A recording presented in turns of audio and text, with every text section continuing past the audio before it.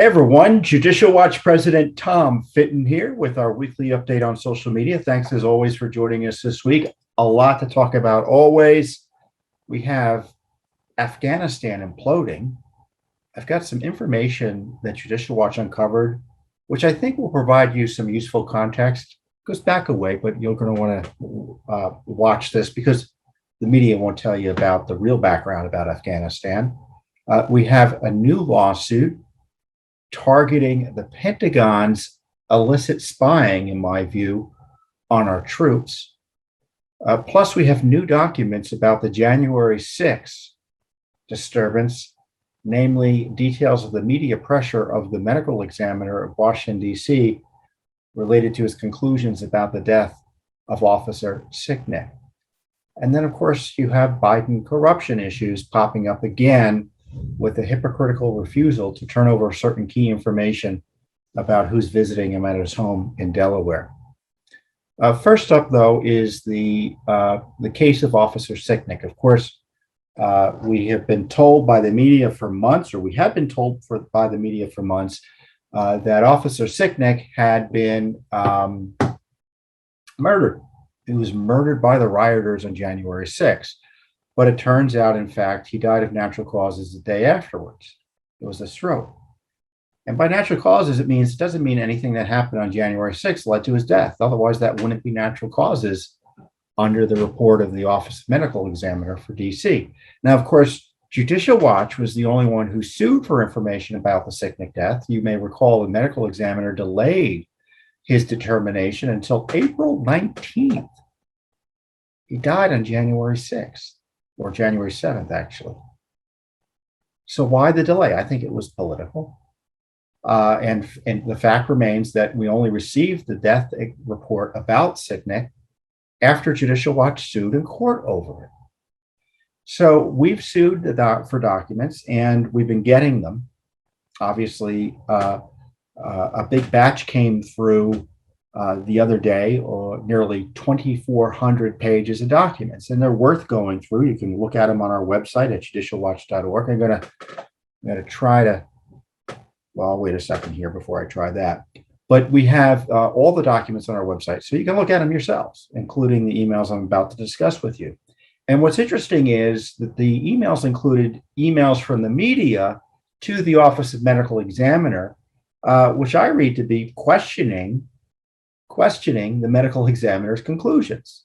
And I want to show you the emails here. I'm going to share the screen here. Hopefully we can figure out how to get over there. That's my web page.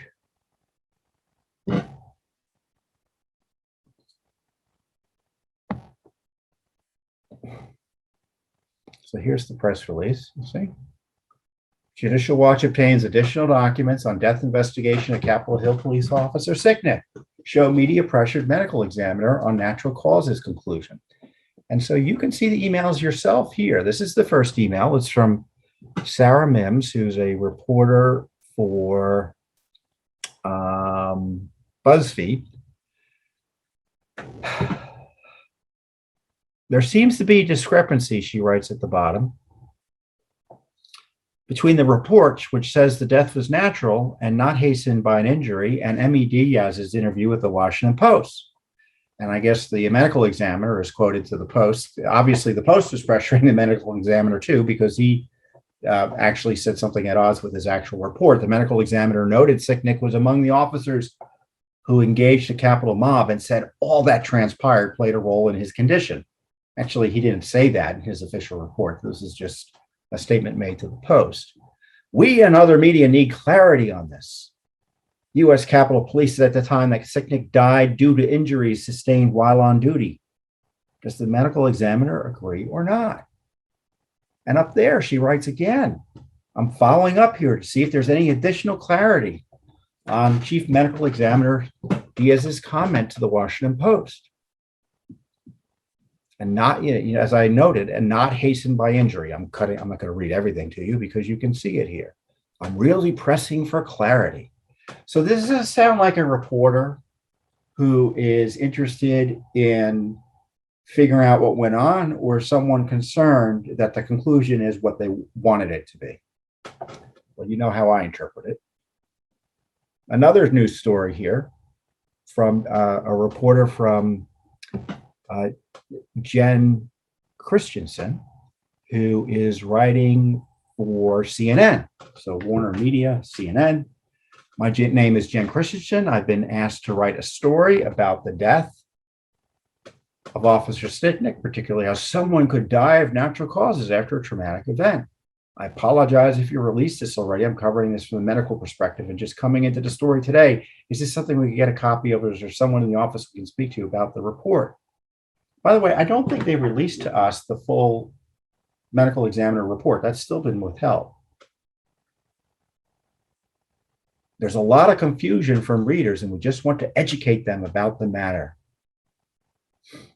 So how is it you read these emails? I read these emails, as I say in the press release, as skeptical of the conclusion and showing, in my view, let me turn this off for now. We'll get back to you. My sorry face here. Hold on one second. There we are. Here I am. I read it to mean, or these emails to show, that they had an interest in pushing the narrative that Sicknick was killed by the rioters. And I sense disappointment in these emails. As I say, the emails read as if the left media had an interest in pressing the false narrative that Officer Sicknick was killed by protesters. So, what's lacking in these emails are questions about, why did it take you 4 months to tell us this? Why is it you allowed the American people to be fed false information? Because the documents suggest they knew early on the real causes for the death. But in the meantime, there was that impeachment for which the President Trump was accused of inciting murder. The medical examiner had this information. It's pretty clear they had it early on. Why was there the delay? Let's say it was March. Why was there the delay till April? So where's the skepticism from the media? Who did you tell about the circumstances of his death and when? Who else knew early on about the fact that Sicknick was not murdered? He died of natural causes. It was not a homicide. And of course, they stalled the release of the detail we uncovered. And the only homicide was of Ashley Babbitt. I talked about that last week. So the Office of Medical Examiner is a political player. You can see that in the Washington Post story that the media gets excited about. And you can see it in the questioning. They want to know why it is the Washington. In my view, they're asking, why did you stop playing ball? Why did you stop? Why did you burst the media narrative that he died from natural causes? Is there any way we can get you to backtrack from that? How do you read those emails? This is what I love about what Judicial Watch does. We put out the information, and it's there. The emails are there. They're printed in full. You can look at them and draw your own conclusions. Does that look like a media interested in getting at the truth, or a media ticked that their anti-Trump, anti-conservative narrative suffered a hit because we got the full truth about the circumstances of the tragic death, early death of a police officer? As I said, there's 2,400 documents there, 2,400 pages of documents. So I encourage you to review them all because there may be things I didn't see or my colleagues didn't see.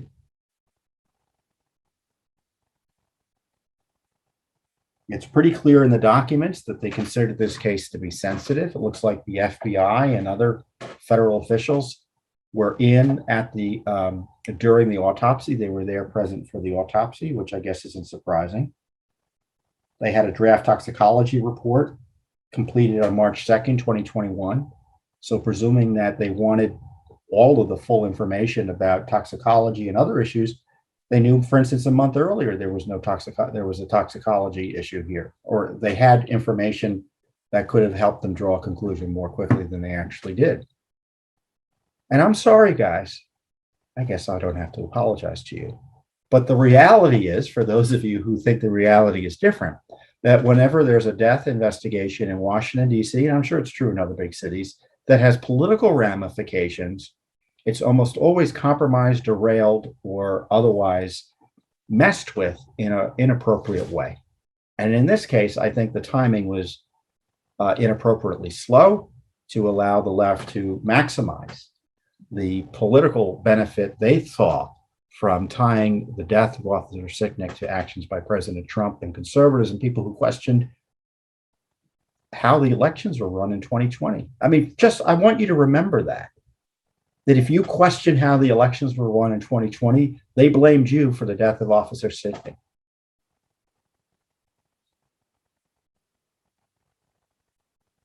And that provides context to those media questions, doesn't it?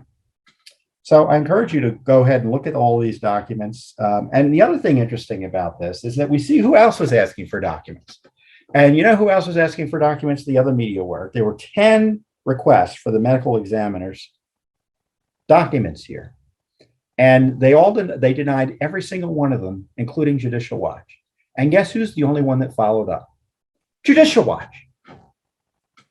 Judicial Watch is the only one who was willing to do the heavy lifting on this the death of an officer whose death supposedly was the most important death in American history, if you believe the left media.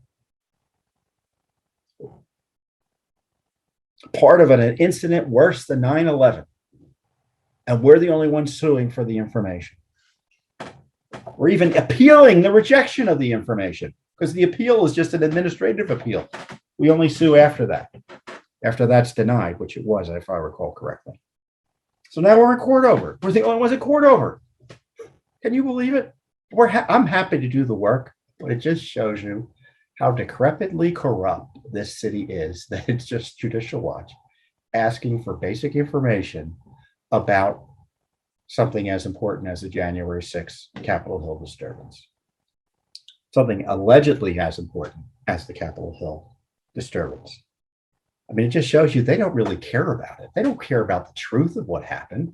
Otherwise, we'd be one of a dozen media organizations in court demanding answers.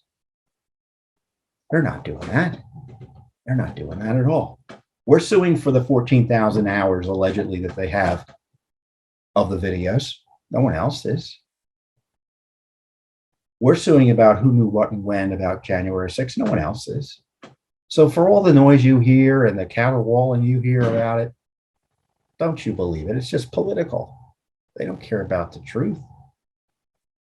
Judicial Watch cares about the truth, especially when the falsehoods are being used to suppress the civil liberties and target and harass and intimidate tens of millions of American citizens in order for one side of the political spectrum to retain or obtain power.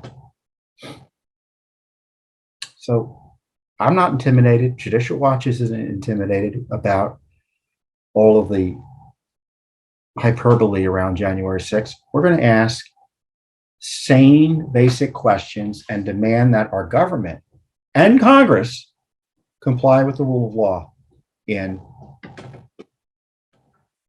being accountable to the American people. And we're in court over it. So it's not just me yapping here on the internet. I'm not getting paid by the White House to promote government propaganda, which is what they're doing for COVID. Don't get me started on that. I'm here because Judicial Watch is the people's watchdog in Washington, D.C. We're supported by voluntary contributions. So I'm here for the American people. Judicial Watch, my colleagues, we're here because we love the country, we love the law, we love the Constitution, we love our freedoms. Not because we're being paid to participate in propaganda programs by the Biden White House, which is literally happening. So frustrating. And we're investigating it, don't worry. So I'm sure we'll have some documents on the use of your tax dollars to promote propaganda to our children about vaccines. I shouldn't distract you or myself with comments like that because it just gets me madder.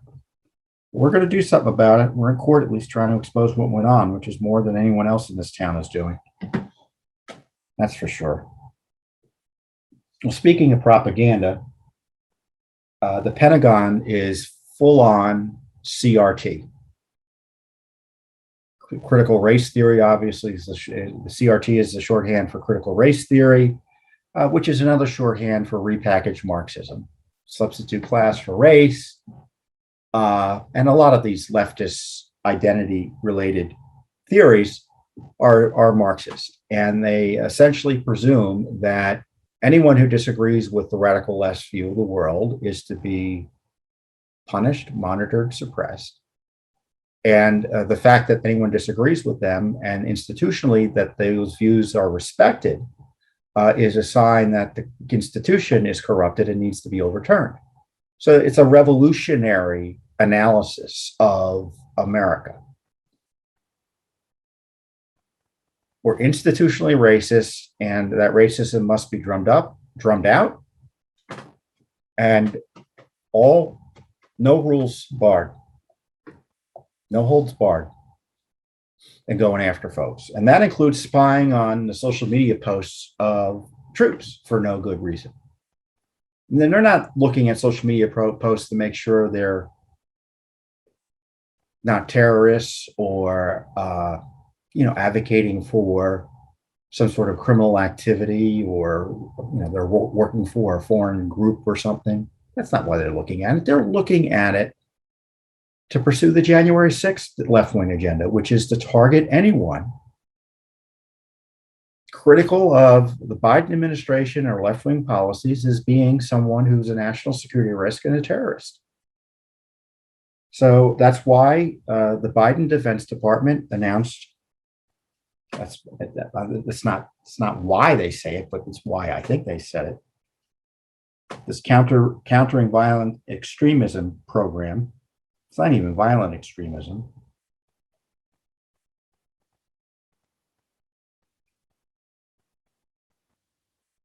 It's called the Insider Threat Program. Our military used to be worried about foreign threats. And we were told that the idea that the military would target domestic threats was an anathema to our constitutional system. Not unless you're the left, though. You use the military for any reason you want. Of course, those of us who understand the left, the totalitarian instinct of the left.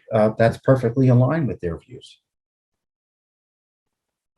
This is what the press secretary said, John Kirby, who I think is an Obama, shouldn't say holdover, because I'm sure his buddies were there at the Defense Department for a few years after he left the Obama administration, but I think he's an old Obama guy. He's back under Biden. So Kirby says part of the Insider Threat Program is to take a look at social media activity out there so that we can be as informed as possible.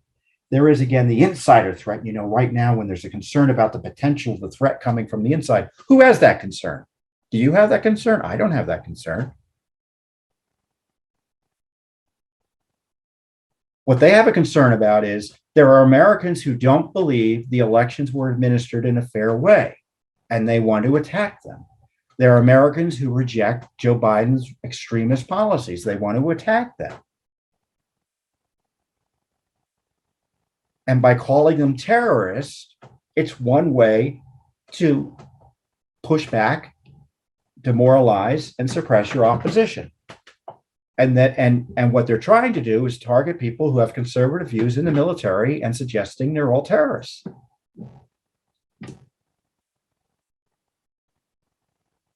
And they were asked about what was the document behind this insider threat analysis. So we asked. And then, of course, they didn't make it public. So we're asked for it, and we didn't get it. There's a memorandum, immediate actions to counter extremism in the department. Again, that includes monitoring social media, pursuit of scalable and cost-effective capabilities to screen publicly available electronic information in accessions, and continuous vetting for national security positions. And as I say in the release, no one's being fooled. The Biden Pentagon is abusing its authority to spy on the social media posts of troops who espouse conservative views. That the Pentagon is hiding documents. Of course, we asked for documents about this scheme, and we've been rejected. They haven't responded. That the Pentagon is hiding documents about this Big Brother program is obviously it's a violation of law, and it's doubly concerning. So not only is the program concerning, their cover-up of it further sows doubts in the legality and appropriateness of what they're doing. So these are terrible times for our country. Our military leadership is woke, and I don't use that as a compliment.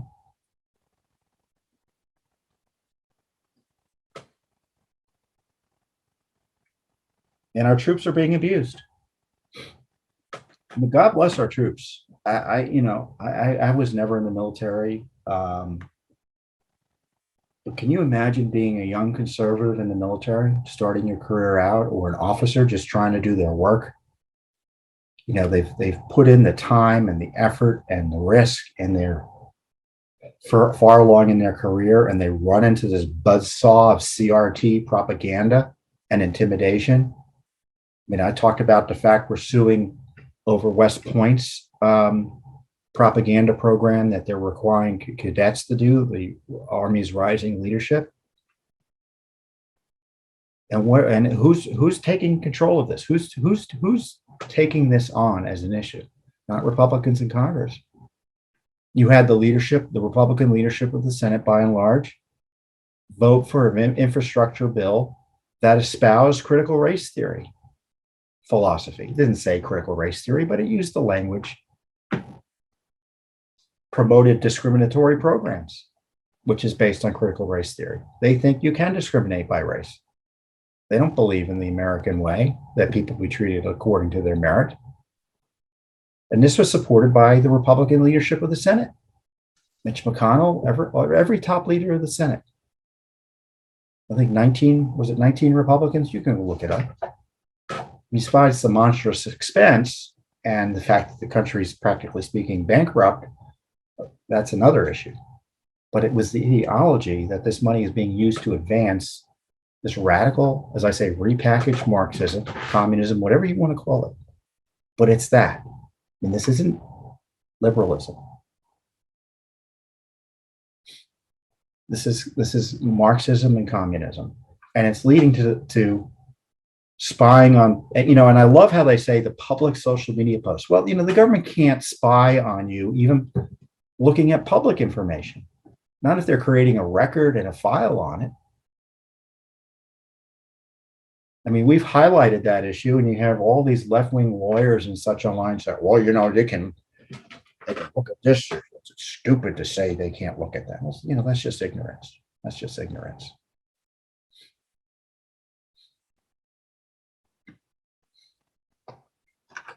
So now they're going to be creating files, it looks like, on troops and their political beliefs. I hope we have an army. Of course, after and of course, this is the goal of the left, which is to make the army unappealing to those who would be effective fighters in defense of the country, and turn it into a political arm of enforcement. Just what they want to do with the police. They're not anti-police. They're not anti-military.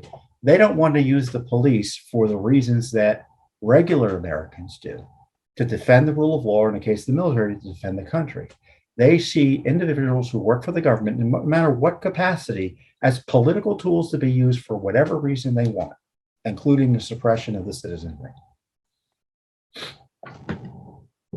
I mean, they prefer to have the police be commissars, walking around, making sure you're wearing your mask and things like that. I mean, that's something they're more comfortable with, rather than protecting life and limb, as police traditionally are supposed to be doing. But I digress. So speaking of the military, we have this crisis in Afghanistan caused by Joe Biden's mishandling of it. Now, I'm not going to pretend to tell you what should be done in Afghanistan. I have my own views, but One thing I learned after 9/11, or one thing I concluded after 9/11, watching everyone talk about terrorism and bin Laden and Afghanistan and the Middle East, and everyone all of a sudden was an expert. No one knows what they're talking about. So what your view is on Afghanistan, I probably give as much credence and respect as the liars that are running our institutions here in Washington, D.C. Because I'm sure you look at Afghanistan in a good faith way, without an angle, without an agenda. And you think, well, what should we really be doing here? You know, you don't want our national security to be put at risk, but on the other hand, you don't want our troops to be there forever and a day. And I'm sure you've thought about it. But do you think there's an honest analysis like that in our our woke Defense Department, or the hacks that run our national security agencies?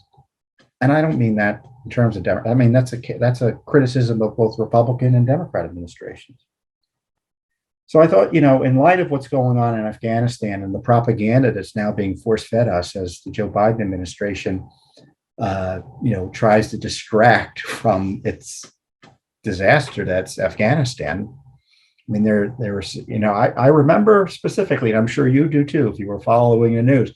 Oh no, this is not going to be like another Vietnam. We're not going to have helicopters lifting off. Well, they're sending 3,000 troops in to evacuate our embassy personnel.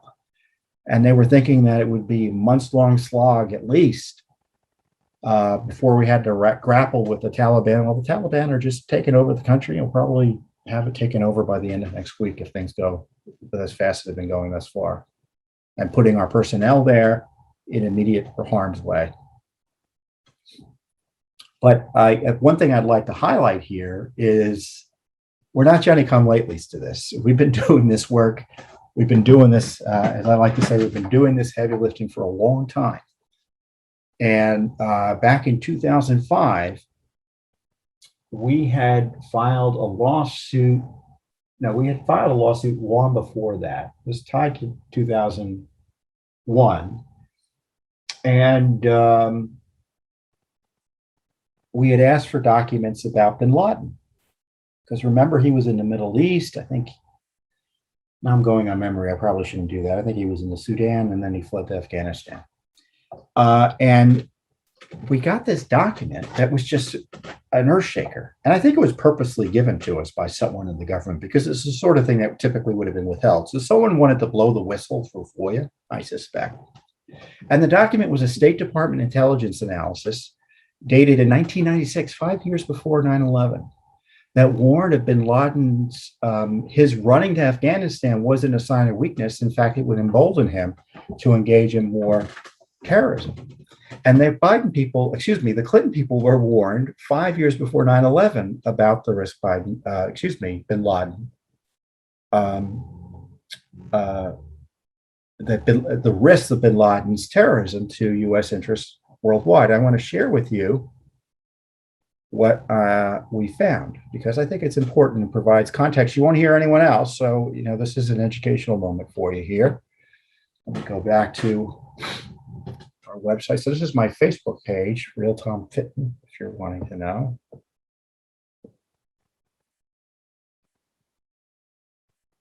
This is great. This is what heavy lifting looks like. Judicial Watch exposes the Ashley Babbitt investigation emails, Officer Sicknick documents, and the Fauci agency funding of fetal organ chop shop. Talked about that last week. It's gotten even worse. So this is the document here.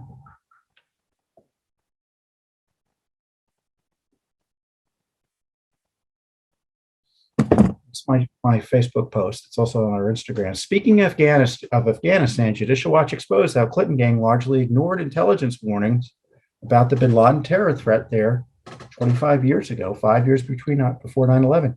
And this is what the New York Times wrote in 2005 about our find. State Department analysts warned the Clinton administration in July 1996, 25 years ago this month or last month, that Osama bin Laden's move to Afghanistan would give him an even more dangerous haven as he sought to expand radical Islam well beyond the Middle East. But the government chose not to deter the move, newly declassified documents show. In what would prove a prescient warning, the State Department intelligence analyst said in a top secret assessment on Mr. bin Laden that summer that his prolonged stay in Afghanistan, where hundreds of Arab mujahideen received terrorist training and key extremist leaders often congregate, could prove more dangerous to U.S. interests in the long run than his 3-year liaison with Khartoum in Sudan. Again, the declassified documents obtained by the conservative legal advocacy group Judicial Watch. So here are the documents. Let me go back. I want to show you the document, the smoking guns that even the New York Times admitted make Obama look bad. I mean, look at this. Unclassified terrorism, Osama bin Laden, who's chasing whom? Bin Laden's willingness to issue recent public anti-Western threats hardly fits the image of a man running scared, and he may have played a role in the June Khobar Towers bombing. By the way, when we first got this document, they withhold a bunch of information showing that they knew he was a vicious terrorist. And then 3 years later, they gave us a more complete document, which makes the document look even worse because it wasn't like bin Laden was just some PR guy. He was a terrorist, and they were warned he was a terrorist. So this is what these secret documents look like when they're given to Judicial Watch. And I want to go to the last. I want to go to the last page because I guess the summary. With pressure mounting against the mounting from the United States and some Muslim states, especially Saudi Arabia and Egypt, I guess the pressure, in my view, wasn't all that strong. Bin Laden seemingly should be on the run, but his willingness to speak more openly to the press about his militant opposition to the Saudi regime in the West suggests more a man emboldened by recent events, whether or not he was involved in them. He may believe tensions in Saudi Arabia are ripe for exploit through increased terrorism. Keeping bin Laden on the move by reducing his haven options will inconvenience him, but his informal and transnational network of businesses and associates will remain resilient. Even a bin Laden on the move can retain the capability to support individuals and groups who have the motive and wherewithal to attack U.S. interests almost worldwide. And as the New York Times noted, they did nothing. So again, this to me is, I'm going to shut off my share screen here. This to me is shows you why the left is an enemy of history and why they hate memory and they don't want you to know the full truth and they want you to forget everything that a normal person would track as they're watching something like the war in Afghanistan. 5 years before 9/11, the Clinton administration, many folks who worked for or in or with are now in government now, was warned specifically about bin Laden's terrorist activities and how he would be emboldened on them in Afghanistan. And they did nothing. And then 9/11 happened. And now it's 20 years later, right? We're facing the 20th anniversary of 9/11, and Afghanistan is still a mess. So I don't know what warnings they're being ignored right now, but you can bet they are. As I said, that analysis that you and I would go through as American citizens who have a good faith interest in protecting the lives of our troops and the national security of the United States, that's not being calculated by the gang who couldn't shoot straight, Joe Biden and company. So, it's rare that I go, but I should do more of this because, in my view, Judicial Watch has so much information out there, and it's still outrageous. I don't know about you, but I found that document pretty outrageous. I don't know about you, but I still remember the 3,000 people almost who were killed on 9/11. I remember them. I remember their honor. I remember their memory and honor. Their legacies. And the boobs who were running our government were warned about the men and the man who was behind killing them all, and they did nothing about it. There's been I shouldn't say zero accountability, but little accountability for it. I mean, certainly the only accountability has been through Judicial Watch in many ways. I mean, where would we be without Judicial Watch? So I should go back and do more best of Judicial Watch because many of the documents are still important because they provide the fact checkers like to say missing context. Virtually everything you read is missing context. I say the leftist fact checkers, but they don't care about the missing context for their stories that advocate their narrative or ignore the truth about what went on. And to me, this is big context. So I'm glad I was able to, because sometimes I forget about this stuff. We have a great staff here at Judicial Watch, and we sometimes forget about stuff. It's like, oh yeah, we found that stuff in 2005. Those were great documents. We should talk about them again. Because they were warned about Afghanistan. They were warned about bin Laden in 2005, in 1996, and did nothing. So something else. So I want to move on. Speaking of Biden corruption, I want to move on because this is another big case that Judicial Watch has been involved in over the years. Now, during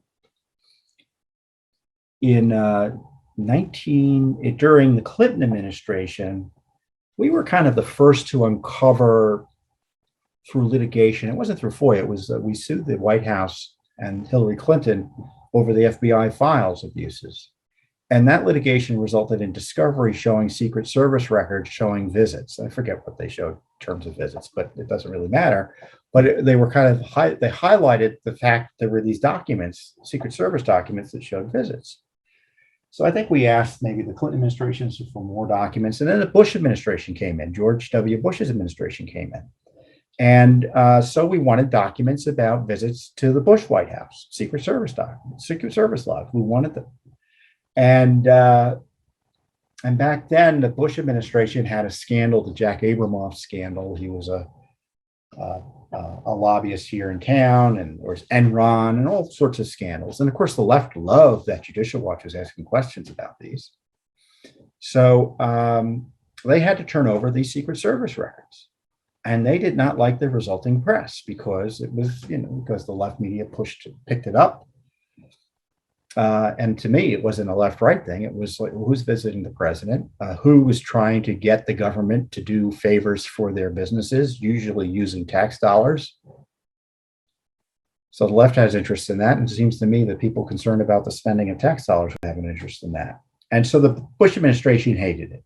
So what they did was I may legally be off here, but I think I got the story generally straight, is they pretended those Secret Service logs documenting visits to the White House were no longer Secret Service records, that they were, for practical purposes, White House records, and FOIA doesn't apply to the government, to the White House, only to agencies outside the White House. So the presidency, more or less, is protected from having to turn over documents under the Freedom of Information Act. So that walled off Judicial Watch's ability to get these records. Now, a left-wing group kept on pushing the issue and challenging that declaration that the records were no longer public records under FOIA. But they settled with their own guy in the Obama White House, literally, Norman Eisen.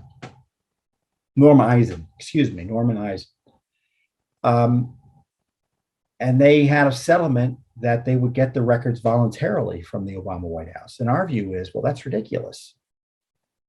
Because something is voluntary, it isn't enforceable in court, generally.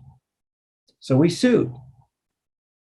Long story short, Judge Garland, who was on the appellate court, came up with a decision that said, no, the White House can do this shell game and keep the records secret. So lo and behold, that Judicial Watch loss led to these visitor logs not being at least available under FOIA, although the Obama administration was turning them over voluntarily, even though they were withholding documents and not really telling us which documents they were withholding, nor could you kind of figure out whether they were even telling you the truth because there was no legal process, because it was all voluntary. And I got a funny story. My only visit to the Obama White House was with Norm Eisen, my colleagues and I, Chris Farrell, Wolf-Nedes, I don't know who else was there. We went over and visited him. And we got a call in talking about, he wanted to talk to us about the visitor logs. And he essentially told us, don't sue us over this and blah. You're trying to be accommodating to us, but while telling us not to fight them on it. And he said, and this is almost a verbatim quote, if you say good things about us, we'll say good things about you. which I took to be like a mafioso type threat. I just couldn't believe it. So we went away and sued. So that was our Obama White House story. And so the Trump administration comes in and they say, well, we're not even going to voluntarily disclose our visitors. And I objected to that. I was disappointed in that. And of course, no one asked Judicial Watch what we thought. They just announced it. But of course, the law had been set by Obama and Bush. So Bush changed the rules. Obama fought us in court to keep them secret. And then President Trump's White House keeps them completely secret. And they said that, and it's a fair point, saying the president has the right to meet whoever they want, and there's a privacy interest and all sorts of reasons to keep the records private. And my response is, look, you can protect the presidency while disclosing a lot of information about who's visiting the White House. And it's not as disruptive as you say. If there's a national security issue or something sensitive, the FOIA law allows for those types of records to be withheld. So that didn't obviously carry any water. So now we're in the Biden administration. The Biden administration says, oh, we're great. We're going to release voluntarily again these visitor logs. And they started to release, I think, only a portion of them. Again, there's no scrutiny as to what's not being released, but it's voluntary. So there's nothing you can do about it in court. But someone figured out, specifically a New York Post reporter, that, well, Biden's going home 17 times, has gone home to Delaware 17 times. Is he getting visitors there? And are those lists going to be released? And the response from the White House this week, Jen Psaki, was no. So talk about hypocrisy. So they have this big brouhaha saying we're going to release all these records, documenting visits to the White House because it's in the public interest that they be released voluntarily, but we're going to withhold records showing visits to the president at his home in Delaware. Now, as I told the New York Post in a story that was picked up worldwide, that it makes a mockery of the practice of disclosing the records. What are they hiding? The presidency doesn't stop when he's in Delaware, although I don't know what Joe Biden does when he's not in the White House. As you know, I think he has significant cognitive difficulties. So I guess it'd be best if he's not doing any work when he's not actually having to do it. But nonetheless, is Hunter Biden visiting? There's a public interest in knowing that. He's in the news again for more corruption issues. But it just shows you the hypocrisy. They don't believe in transparency. Otherwise, they'd be completely transparent. I mean, at least with the Trump administration, you knew where you stood. They said, as a matter of principle, we don't think we should have to release this information for the reasons they say it does. And the law, and they said, pointing to the law supported by Barack Obama, says we don't have to release it under law. Now, and I didn't think that was the transparent way to go, but in other ways, Trump was the most transparent president in American history through his tweeting and other kind of forthright discussion of his thinking processes and his policies and how they changed and evolved, sometimes to the frustration of supporters and enemies, but he was transparent about it. Transparent. And here Biden's pretending to be transparent while providing a loophole that you could drive a big Burisma truck through, if you know what I mean.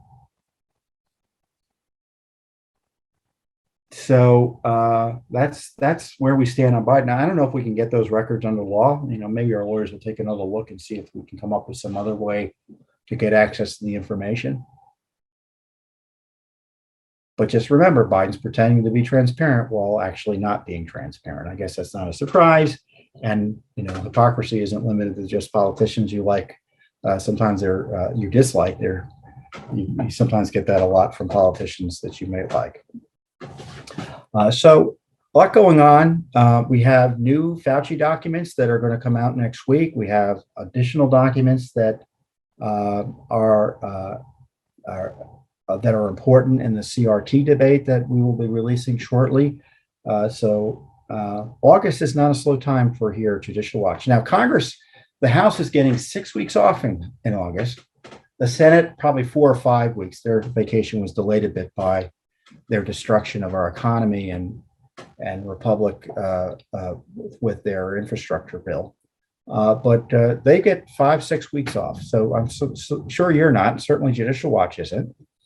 And so we'll be here, I hope, God willing, next week with the Judicial Watch Weekly Update. I'll see you here next time. Thank you again for joining us, and I appreciate your support.